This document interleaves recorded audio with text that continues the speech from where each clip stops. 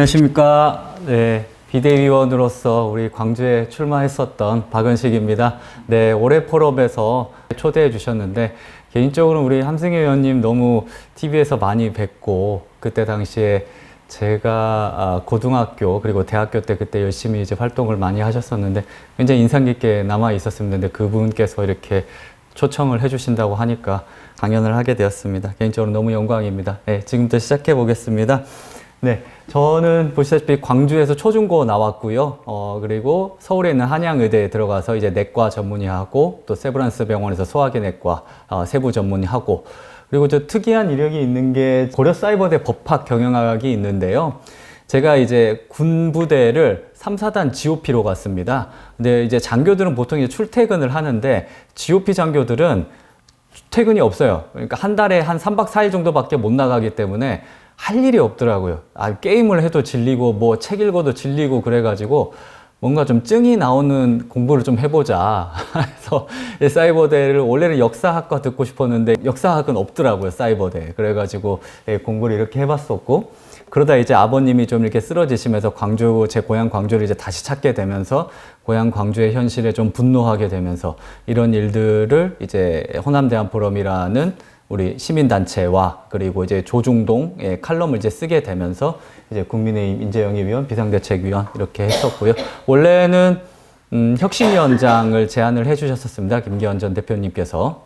그래서 할 뻔했는데 그때는 제가 너무 아무것도 모르던 시절이라 괜히 했다가 망할 것 같아서 그거는 좀 고사를 했었고 그리고 이제 광주광역시 동남을로 이제 출마를 했었습니다. 84년생입니다, 제가. 광주 출신인 제가 바라본 대한민국 정치는 이 삼국지였습니다, 삼국지. 그때 당시에 96년 뭐 이때쯤이었습니다. 자민련이 있었고, 김대중 DJ의 국민회의 있었죠. 그리고 신한국당이 있었죠. 이 세 개의 정당이 아주 대한민국을 3분지계를 해놓고 중원이라는 수도권에서 싸우는 그런 형세였는데요. 제가 예전에 많이 했던 삼국지랑 너무나 똑같았습니다. 그리고 학교에서는 뭐 이런 사진들을 많이 보여줬었어요. 5.18 때 우리 시민이 이렇게 얻어맞는 거, 그리고 피난 모습들 이런 거 보여주면서 당연히 이렇게 그 5.18의 어떤 그런 80년 군부 세력을 이어받은 그 정당에 대한 적개심을 심어주는 그런 것들이 있었고 그러다 보니까 민주당식 세계관에 대한 맹목적인 지지를 하게 됩니다. 그게 어떤 이념적인 어떤 고찰을 한 것이 아니라 어련히 우리 선생님께서 하시는 말이 맞겠지 하는 그런 거죠. 김대중 선생님이 맞겠지. 그리고 우리 아버님께서 목포고 나오셨는데 동문들이 다들 이쪽에 진출해 있어요. 민주당에서 한 자리 하고 있어요. 그럼 뭐 정책이고 뭐건 간에 그냥 이게 맞고 우리는 여기에 헌신해야 되고 여기가 이기길 바라야 되는 우리 축구 경기를 하면은 우리가 대한민국을 응원하는 거랑 똑같은 마음이었다고 보면 됩니다. 그러면은 자본주의 맹학을 가진 조선을 망가뜨린 기득권 노론, 독립운동가를 탄압한 애들, 힘없는 노동자를 착취한 재벌, 우리 민족끼리 화합을 방해하는 미국, 그리고 이제 뭐 또 복지국가, 페미니즘 이런 아젠다들에 근데 당연히 그냥 동의를 하게 되는 거죠. 이게 맞겠지 생각하는 겁니다. 그런데 서울에 와서 생각이 다른 사람들을 만나고 얘기를 해보니까 그 생각이 깨지는 겁니다. 그러면서 제일 처음 마주했던 게 종북 세력이었습니다. 제가 이때가 2006년도였어요. 제가 한양대 의대 예과 2학년이었는데요. 친구랑 아직도 그때가 기억이 나요. 닭갈비집에 가가지고 밥을 먹고 있다가 김정일 핵실험을 했다는 겁니다. 의대에 들어가게 되면 굉장히 보수적인 애들이 많아가지고 뭐 민주당 하면 다 빨갱이 이런 애들이 많았어요. 아니다, 빨갱이가 아니다. 이 북한에 대해서 우리가 먼저 햇볕 정책을 해야 되지 않냐? 이게 옳다. 이렇게 말했었는데 그 친구들하고 똑같이 한 8명이서 밥을 먹고 있었어요. 근데 그 소식이 TV에서 나오는 겁니다. 야, 박은식 저 뭐야? 이게 말이 돼? 우리가 그렇게 해줬으면 좀 뭐라도 해줘야지. 이게 핵실험을 하잖아. 이게 옹호할 수 있냐? 이래도 할 말이 없더라고요. 할 말이 없어요. 그리고 연평해전, 천안함 폭침, 여기에 박완자 씨 이제 피살당했었죠. 그때 금강산에서.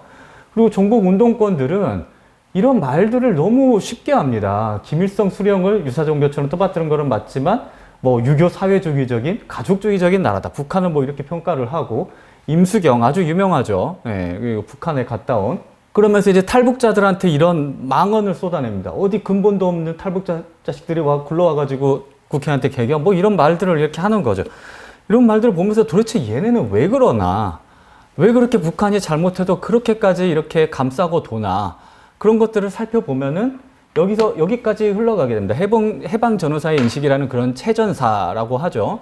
그 책의 핵심적인 내용이 바로 이겁니다. 운동권들의 교과서거든요. 그 민족 통일이 성취되기 이전에는 우리가 아직 완전히 완성된 국가가 아니다. 그리고 이를 민주기지, 그리고 정치 경제, 그리고 이런 모든 것의 정당성을 가진 국가는 북한이기 때문에 이 북한이 남한을 결국에는 해방시켜야 된다라는 이런 식으로 흘러가는 그런 내용들이 있습니다. 이런 내용들을 교과서로 삼는 운동권들이 전대협, 그리고 한총련, 대진연으로 이렇게 이어지는 것이죠. 그런 책들을 보고 나서 이분들이 진짜 좀 위험한 사람들이구나. 우리가 그냥 맹목적으로 그냥 민주당이라면 다 맞겠지 했는데 그 세력들을 벗겨보면은 이런 내용들을 추종하는 분들이구나 하고 위험한 생각을 했었고, 생각이 바뀌고 나서부터 이제 이런 장면들에 대해서 분노하게 되는 겁니다. 자, 쇼를 아주 멋있게 하셨었죠. 그때 문재인, 김정은 회담을 하면서. 그런데 우리 북한에서 탈북한 사람이 배에서 이제 뭐 총으로 사람을 이렇게 죽이고 나서 이렇게 남한으로 왔다 했는데, 그런 말들을 들었을 때 일단 그래 적어도 재판은 해봐야 될 거 아닙니까? 재판도 하지 않고 그냥 사람들이 그냥 끌어다가 판문점으로 보내버려요. 이게 말이 됩니까? 그리고 연평도에서 실종된 우리 해수부 공무원입니다. 해수부 공무원이 징계 절차 뭐 이런 거 구해주는 것도 없이, 그때가 뭐 코로나 시즌이었다고 해서 그냥 시즌을 아주 그냥 바로 소각해버리는 거죠. 그리고 이제 그 북한에서 자극적인 언행을 말했는데 제일 유명한 게 이 삶은 소대가리죠. 저는 문재인 대통령을 지지하진 않았지만 아무리 그래도 우리 일국의 대통령한테 삶은 소대가리라고 하는데 이걸 어떻게 참아요? 그리고 국내 국가보안법 위반 검거 현황이 김영삼 때 90회, 김대중 때 22회 이렇게 나오다가 문재인 때는 0회예요, 0회. 간첩을 안 잡았어요. 이때 과연 간첩이 없었을까요? 안 잡은 걸까요? 그리고 우리 국민의 세금이 이것도 한 600억 정도 들어갔다고 해요. 남북 연락사무소. 관계가 무너지니까 그냥 폭파시켜버리죠. 국민의 피 같은 세금이 들어가 있는 데로 이렇게 하면 되겠냐고요. 당연히 이렇게 그 세력에 대해서 반감을 가지게 되고, 그때가 제가 이제 생각을 바꾸기 시작한 때가 이제 박근혜 정권 시기였는데, 그때쯤에서 이승만 바로 알기에 대한 어떤 그런 저작물과 TV 그런 것들이 많이 만들어졌었어요. 그래서 다큐멘터리 하는 거 그냥 멍하니 보고 있다 보면은 이승만이 이렇게까지 큰 차이가 나게 된 이 대한민국을 설계하는데 긍정적인 영향을 미쳤을 수 있겠구나. 예전에는 그냥 런승만으로 알고 있었죠. 다리 끊고 도망간 런승만. 근데 그러면서 다리 끊고 도망간 그 이승만의 만행을 지적하는 사진이 이 사진인데, 이 사진은 대동강철교예요. 즉 1.4 후퇴 때. 근데 AP통신 기자가 찍어가지고 필리처상을 받은 사진인데, 보면 아주 그냥 아비규환이죠. 이제 그 무너진 다리 위로 이렇게 내려가고 막 사람도 많이 죽었을 것 같고 이런데, 실제로는 한강철교는 끊고 나서 밑에 이렇게 부교를 설치를 합니다. 이 민간인들이 건너가게 해줬다고요. 기록에 따라서 사망자도 있었다 없었다 뭐 이런 얘기도 있지만, 적어도 그렇게 무자비하게 말도 안 되게 그냥 다리 끊고 도망간 런승만은 아니었다고요. 그리고 이승만이 친일이다? 말이 안 되는 겁니다. 이거 일본이 이 말 들으면 우리는 정말 지독했어서 이거 정말 절망적으로 반일주의자였어. 이렇게 말할 거예요. 이 이승만 라인을 그어놓고는 뭐 울릉도 독도는 물론이거니와 여기에 지금 대마도가 있지 않습니까? 대마도도 우리 땅이라 하면서 대한해협에서 이렇게 어업하던 일본인들 막 납포시키고 죽기도 했어요. 일본 어민들이. 실제로 이게 죽기도 했다고요. 그야말로 어마어마하게 반일 인사였는데, 친미, 물론 사상적으로는 자유민주주의 그리고 이제 기독교적 사상에 충만하신 분이셨지만, 미국에 완전히 반대해가지고, 미국은 사실 대한민국을 그렇게 도와주고 싶지를 않았는데 한미 상호 방어 조약을 얻어낸 그런 분 아닙니까? 그리고 그 교과서에는요, 북한의 토지개혁, 무상몰수 무상분배, 뭐 돈 낼 필요 없이 일단 다 주는 게 맞지 않냐, 이런 식으로 생각을 하시는데, 돌아보면 무상몰수 무상분배가 아니라 그냥 집단농장, 다 김일성이 꼬고 경작권 정도만 있는 정도 수준이었습니다. 우리나라의 유상몰수 유상분배가 훨씬 더 바람직한 방향이었다라는 걸 알게 되는 거죠. 그리고 무엇보다 이 사진입니다. 우리 앨런 머스크 요새 아주 그냥 세계 최고의 권력자죠. 그분이 트위터에 올렸어요. 가운데 나라를 한번 그어놓고 다른 체제로 하게 난 다음에 70년 동안 따로 살게 해보자. 어떻게 될까? 답이 나왔네. 누가 더 잘 살아? 나만이란 말이죠. 그럼 이 차이를 어디서 가져왔냐고요.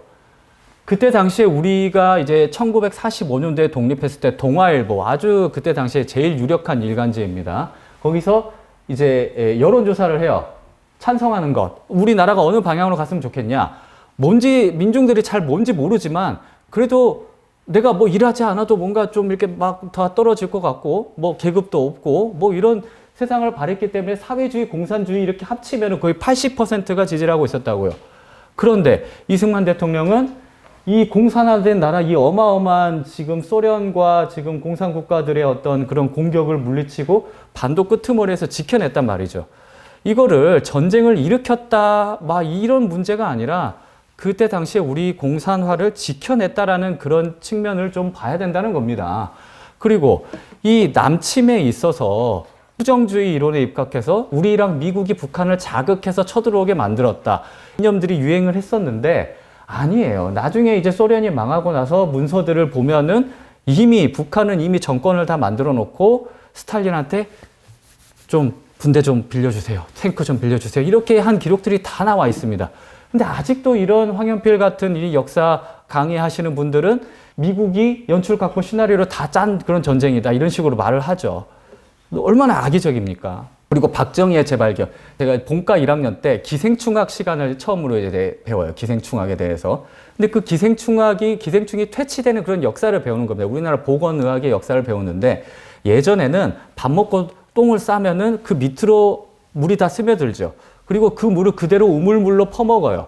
그러면은 그게 콜레라가 한번 걸린다고 생각해요. 콜레라 하면은 막 이제 설사 이렇게 해가지고 막 바닥으로 스며든 물을 우물물로 퍼먹어요. 그리고 우리 기생충, 분변, 이 알들 많이 있겠죠. 사람의 변을 갖다가 비료로도 많이 썼습니다. 그럼 기생충이 얼마나 많겠어요? 그러면은 이거를 해결하는 궁극적인 방법은 상하수도를 분리하는 겁니다. 네? 그래서 하수도는 하수도로만 빠지고 이제 정화를 거쳐서 그 물을 강으로 돌려보내고 상수도를 먹고 해야 되는데 그때 당시 우리나라에 이걸 할 돈이 어딨냐고요. 돈이 없으니까 박정희 대통령이 일본에 좀 굴욕적이긴 하지만은 차관을 들여서 빌려오는 거죠. 그렇게 해서 장비들을 사놔요. 이제 하수도 깔고 하는 그런 것들을 까놓는데 인부를 전국에 고용할 돈이 없어요. 그러면 이거 어떻게 해야 되겠냐고. 그 노동자를 한 명씩 다 고용하면 그 돈이 얼만데. 그러니까 새마을 운동이 있는 겁니다. 잘 살아보세 이렇게 막 노래 부르면서 젊은이들한테 의식을 고취시켜주는 거죠. 우리도 할 수 있어. 할 수 있다. 이런 식의 의식을 고취시켜주면서 동네의 장정들 보고 이렇게 파괴하는 거예요. 완성이 시키니까 이 기생충이 그냥 사라지는 겁니다. 그때 당시에 우리 기생충학 교수님이 예전에는 박정희 시대까지만 해도 우리 기생충학 교실이 인기가 많았다. 왜냐? 정부 자본을 많이 들어올 수 있으니까. 정부 연구비가 많이 들어오니까. 그랬는데 이제는 박정희 때 절해버리니까 우리 기생충학 의사들이 할 일이 없어졌다. 그래서 인기가 없어졌다 그래요. 기생충학 의사들이 굶어 죽게 되는 거죠. 그래서 저는 이제 내과 의사로서 그런 삶의 경제적 기반이 무너진 사람들이 대부분 당뇨나 고혈압 그리고 그걸 막 투석하고 이런 경우들을 많이 보게 되니까 한 사람의 경제력을 이렇게 올려줬다는 거는 한 사람의 생명을 구하는 거구나. 이거를 저는 이제 의사로서 깨닫게 되는 거죠. 그러면은 박정희를 긍정적으로 볼 수밖에 없는 겁니다. 그리고 저는 광주에서 성장했으니까 야, 그 박정희, 그거 김대중도 다 할 수 있었어. 우리 선상님도 다 할 수 있었어. 선상님이 했으면 민주화도 하고 경제발전도 시켰고 했을 거야. 그런데 당시 김대중 후보는 외자유치 반대, 내수중심 경제, 경부고속도로도 반대했죠. 100만 농가 창설. 이 부가가치가 농업은 솔직히 좀 떨어지잖아요. 공업화 이렇게 하이 테크놀로지로 가야 되는 건데 100만 농가 창설하고 노동자 경영 참여 4대국의 안전 보장하면은 우리는 좀 이제 군비는 좀 축소시키자. 예비군, 향토 예비군 다 폐지시키자. 이랬어요. 이 공약대로 갔으면 우리나라는 망했습니다. 이거를 공부하고 나니까 알게 되는 겁니다. 김대중이 그때 했으면 안 됐구나. 그리고 신군부 시절도 굉장히 이거는 객관적으로 바라보기가 힘들죠. 저는 이게 광주에서 태어났으니까. 근데 이런 것들을 좀, 긍정적으로 됐네, 개발이 됐네, 이런 것들을 좀 의사로서 좀 이렇게 객관적으로 보려는 그런 훈련을 했던 것 같습니다. 수치상으로 보는 거예요. 그때 당시에 전두환, 노태우 시절에 경제가 얼마나 많이 발전했는데요. 경제지표 물가 상승률이 확 떨어지죠. 그때 당시에 박정희 정권 말기에는 좀 중화학공업에 과잉 투자가 많이 됐었습니다. 그때 이제 시장 경제를 이제 도입을 하고 경쟁을 붙이면서 도태될 기업들은 도태되라 하면서 이렇게 물가 상승률도 떨어뜨리고 실업률 떨어지고 GDP 성장률은 막 10몇 %, 아주 우리나라 지금 2% 이래요. 상상이 안 가죠. 그리고 경상수지 이때부터 거의 처음으로 이제 흑자리로 이제 돌입을 합니다. 그리고 1인당 GDP도 어마어마하게 오르고요. 그리고 노태우 시기에 우리 범죄와의 전쟁, 이걸로도 영화도 많이 됐잖아요. 우리 예전에 검사하셨던 이 의원님께서도 아주 이때 많이 활약을 하시면서 나쁜 놈들 많이 잡으셨을 것 같은데, 그리고 우리 인천공항, 전 세계 자랑이죠. 하면은 맨날 1위 하는 그 공항이 바로 이때 세워집니다. 그리고 국방정책이죠. 이제 소련이 무너지게 되면서 대거 흘러나오는 싼 인력들을 흡수해가지고 우리 이제 거기다 공장도 세우고 해가지고 우리 기술력으로 이제 원가를 절감시키는 뭐 그런 정책들을 많이 하게 되는 거죠. 그리고 신도시, 고양, 분당, 일산 이쪽에 다 이때 만들어집니다. 정말 많은 그런 업적이 있었던 거죠. 그리고 우리 민주화라고 할 때 민주당만 이렇게 했겠거니 하는데 그게 절대 아니죠. 김영삼이라는 인물이 있으면 그때 당시로만 보면은 김대중보다 훨씬 더 민주화에 대해서 더 많이 쳐주던 분이셨습니다. 5.18에 대해서 진상규명을 하면서 단식을 하셨던 분이시고, 그리고 금융실명제, 대단했죠, 이것도. 그리고 광주 시민들의 어떤 한이 맺혀 있는 그런 분에 대해서 다시 이렇게 수사를 받게 만들고 망월동 묘지를 조성해 준 것. 이거는 김영삼이 한 겁니다. 그러면은 민주화도 결국에는 이쪽 계열의 어떤 그런 지도자들이 다 했다고 볼 수 있는 거죠. 이명박근혜 정권은 과연 적폐였나? 이때쯤에 유행했던 담론이 여러분 기억나시죠? 헬조선이었습니다. 헬조선. 잘만 굴러가고 있던 나라가 다들 헬조선이라고 불렀어요. 근데 실체를 보면은 2000년대 후반에 아주 전 세계적인 금융위기가 오죠. 우리나라만 플러스 성장했습니다. 이명박 정권 때. 역시 경제를 잘 아는 분이 대통령을 하셨으니까 이렇게 되는 거예요. 그리고 통진당 해산이 이때 박근혜 정권 때 유명했었죠. 아주 그냥 말도 안 되는 그런 이것이야말로 내란 세력 아닙니까? 이런 분들을 해산시키는 이런 결단력을 보여줬다는 겁니다.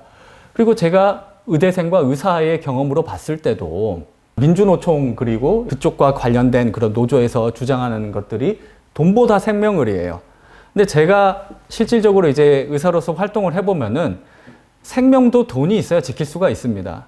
자본이 있어야 돼요.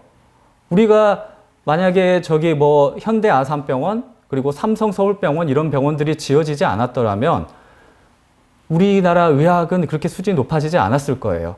자본이 투여가 돼야 됩니다. 그런 자본이 있어야 되는 거고 자본주의 시장 경제에서 결국 의료도 발달하는 거거든요. 그리고 병원 평가하는 어떤 그런 것들을 겪어보면서 정부는 비대해져서는 안 된다. 정부가 비대해지면요. 와가지고 맨날 이렇게 너 감나라 배나라 이런 식으로만 해요. 실질적으로 환자한테는 별로 도움이 안 되는 그런 행정적인 일만 늘어나는 거죠. 그런 걸 겪어봤었고 그러면서 생각이 굉장히 우파 쪽으로 바뀌다가도 그러면 이제 이쪽을 찍어줘야 되잖아요. 한나라당, 당시 한나라당, 새누리당을 찍어줘야 되는데 차마 그렇게 할 수 없는 그런 사건들이 많이 발생을 하죠. 특히 이런 단어들, 뭐 홍어, 라도, 뭐 전라디언 이런 단어들이 나오게 되고 특히 일베 같은 데서는 이제 5.18 당시에 어떤 그런 시체들을 가지고 이제 비하를 많이 하는 거죠. 5.18 당시에 그 시체 보고 뭐 이제 홍어 삭히고 있다. 이 당시 5.18의 그런 어떤 사망자를 앞에 두고 이제 어머니가 이제 울고 있는 그 사진을 보고 우리 아들 택배 왔습니다. 뭐 이런 식으로 막 비하하고 그러는 거예요. 이런 거를 보면은 뚜껑이 열리죠. 저는 아무리 성향이 광주 사람으로서 이제 변하기는 우파적으로 변하기는 했지만 이런 애들에게 표를 줄 수가 있냐고요. 차마 그럴 수는 없습니다. 그렇기 때문에 그런 거를 좀 머뭇거리게 됐었고 5.18이 또 굉장히 민감한 주제죠. 광수 그때 유명했었죠. 예, 그 다 북한군이었고 침투단 북한군이었고 어떻게 이렇게 민간에서 있던 사람이 총을 이렇게 메고 탱크를 막 탈취하고 막 이럴 수 있냐. 이거 다 북한 애들이다. 근데 사진이 나와서 이건 나다. 그리고 그때 당시에 또 유명했던 짤이 또 이겁니다. 5.18 유공자와 6.25 참전용사 처우를 비교를 해보니 6.25보다 5.18이 훨씬 더 많이 받네 이거예요. 그런데 우리 유공자의 책에는요, 다 그게 있습니다. 열심히 이렇게 최대한의 유공을 세운 분과 좀 소극적으로 참여한 그런 분, 그리고 그 참여한 분의 가족분, 즉 이게 한 9등급 정도로 나뉘어요. 그러면 거기에서도 최상 등급을 받은, 진짜로 5.18도 빡세게 투쟁하신 분이 있고 6.25 때도 좀 이렇게 후방에서 참여한 분이 있을 거 아니에요. 그런 어떤 5.18에서 가장 높게 받은 분들과 6.25에서 가장 낮게 받은 분을 이렇게 비교를 하도 보면은 당연히 이거 뭐지? 이렇게 하는데 그게 다 급이 이렇게 있는 거라고요. 그래서 5.18만 이렇게 다 몰아준 그런 게 아니었다 이겁니다. 그리고 당시에 뭐 교도소를 털러 갔다고 하는데 이게 그 고속도로거든요. 근데 당시에 고속도로는 이 톨게이트처럼 막 이렇게 막 있거나 분리되거나 하지를 않았습니다. 일반 도로와 연결이 돼 있었어요. 그래서 담양, 광주를 왔다 갔다 하는 그런 차들이 많았던 겁니다. 많았으니까 일반 도로에서 고속도로로 갈 수밖에 없었던 거죠. 그랬는데 이거를 가지고 뭐 이제 뭐 교도소를 탈취하려고 했다. 물론 소수 세력이 뭐 그런 분들도 있었겠지만 다수가 그런 거는 아니었다. 뭐 이런 식으로 생각을 해볼 수가 있겠죠. 그러다가 이제 제가 군의관으로 제가 방금 처음에 말씀드렸던 이제 3, 4단 GOP 부대 완전히 최전방이에요. 이거를 우리 영토라고 할 수 있을지 모르겠는데 38선 바로 앞에 있고 바로 앞에 북한군 초소도 보이고요. 계속해서 이제 대남 방송도 계속 틀어놓습니다. 그래서 뭐 계속 웅웅거려서 뭐 들을 수가 없어요. 그런 부대를 가게 되는데 제가 3, 4단을 갔는데 나름 메이커 부대라고 합니다. 굉장히 유명한 부대죠. 그러면은 그때 당시가 2016년 박근혜 정권 말기였거든요. 그때 당시에 우리 3, 4단에 구호가 있었어요. 뭐 김정은은 미친 개, 북한 참시하고 능지처참하고 북괴군의 가슴팍에 총칼을 박자박 이거를 매일같이 아침에 막 이렇게 했었습니다. 매일같이. 그런데 이런 구호가 문재인 정권 때 사라졌어요. 네. 이런 구호들이 각 전망 사단마다 다 있었습니다. 뭐 다 그냥 북괴군 죽이자, 김정은 죽이자 뭐 이런 거였겠죠. 다 일률적으로 없어졌어요. 그러면은 우리가 아무리 좋은 무기들을 사놓고 있어 봐야 총구의 방향이 중요하잖아요. 총구의 방향이 누굴 쏘고 바라보고 있을 거냐 중요한데 이걸 이렇게 대적관을 이렇게 흐트러뜨리면 안 된다 이거죠. 그리고 우리나라는 지금 인구가 감소하고 있습니다. 그러면서 사단이 해체되면서 군사령부들이 이제 다 통폐합되고 있어요. 병력 자원이 감소하고 그리고 정권 성격에 따라서 특히 문재인 정권 때 한미연합훈련이 대거 축소되고 넘어가는 경우가 더 많았습니다. 그러면은 한미연합의 어떤 그런 연락책이라고 할까요? 그들의 체계와 같이 움직이는 그런 것들이 굉장히 무력해지고 훈련 상황에 좀 기민하게 대응하기가 힘들어집니다. 그런 것들을 좀 못하는 것들이 좀 굉장히 아쉬웠었고요. 그리고 이제 1년간 3, 4단에 있다가 드디어 이제 교류를 해서 후방부대 용인으로 내려왔습니다. 용인에서는 그때 제가 3군 사령부에 있었는데 군 사령부면은 포스타까지 다 있는 부대예요. 주로 이제 전체 군 정책을 이제 총괄하는 그런 지역인데 제가 그때 예방의학 장교를 보직을 맡았습니다. 즉 국내의 전염병을 담당하는 거죠. 전염병을 담당하는데 말라리아 환자가 그렇게 많은 거예요. 알고 보니 우리나라가 말라리아 OECD 1위 국가입니다. 저기 뭐 아프리카 이런 국가가 아니라 우리나라가 1등이에요. 1등. 1위라고요. 이게 상상이 되세요? 네이버에 쳐보세요. 말라리아 OECD 1위 쳐보면 쫙 나온다니까. 원래는 이렇게 거의 말라리아 환자가 없었다가 박정희 시대 때 이게 다 없어졌다가 확 증가해요. 왜냐? 경기도의 인구가 늘어나게 되면서 경기도 북부 쪽으로 인구가 몰리죠. 일산, 파주 이런 데는 일산이 엄청나게 몰리잖아요. 근데 북한은 말라리아를 퇴치를 못했어요. 그럼 모기가 38선이 있다고 무서워서 안 내려오나요? 38선 있어도 알아서 날아가서 내려오죠. 거기서 군인들을 먼저 물고 번식시키고 거기에서 이렇게 활발하게 번식되어 있는 거를 모기가 또 물고 남하 내려오는 겁니다. 그런데 이렇게 엄청나게 폭발을 해요. 수천 명이 되죠.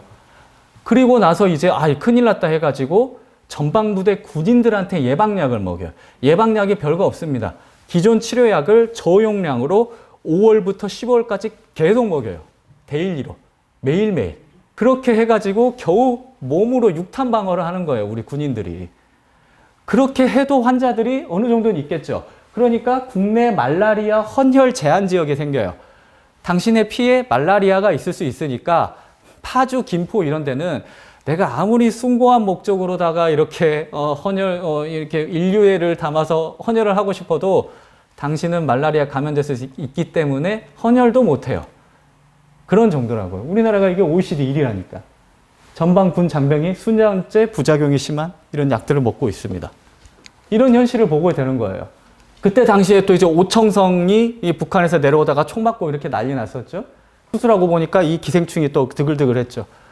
그런 현실들을 저는 보게 되는 거예요. 제가 이 오청성 환자 상태를 계속 이렇게 사령관님께 보고를 이렇게 이국정 교수님을 연락하면서 이렇게 그때 당시 이렇게 했었는데, 인분을 상하수도 씨도 방금 말씀드린 박정희 때 그게 없으니까 계속 이렇게 하는 거예요. 환자들이 이렇게 많을 수밖에 없습니다. 이런 나라를 어떻게 옹호할 수 있냐고요.